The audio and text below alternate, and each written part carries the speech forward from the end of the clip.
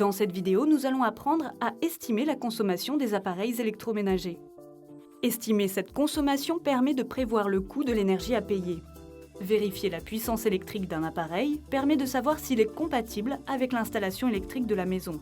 Autrement dit, si lorsqu'on va le brancher, il ne va pas faire déclencher le disjoncteur.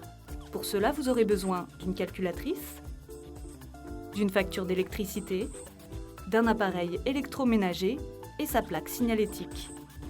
Cette procédure se déroule en 3 étapes que nous allons vous détailler.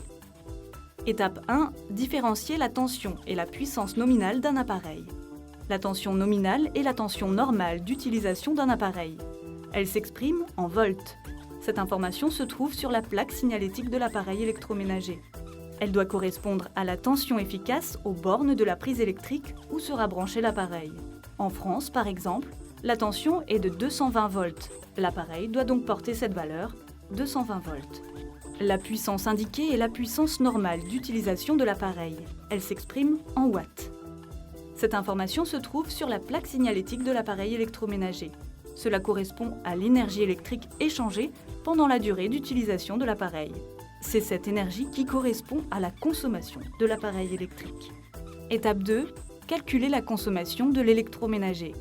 Utilisez la puissance de l'appareil multipliée par la durée de fonctionnement en heures, par jour ou par an, pour obtenir la consommation en wattheures, par jour ou par an. C'est cette consommation qui est facturée par l'autorité de gestion du réseau électrique du pays, souvent exprimée en kilowattheures. Par exemple, pour cette cafetière de puissance 500 watts, utilisée 1 heure par jour, l'énergie échangée sera de 500 wattheures par jour.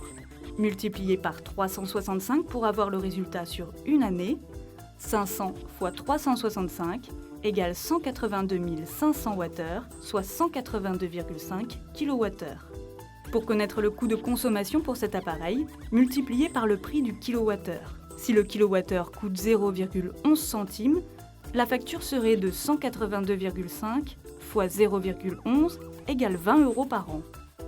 Étape 3. Prendre des précautions avant de brancher un appareil électrique. Avant de brancher un appareil électrique, vérifiez que la puissance de l'installation est suffisante.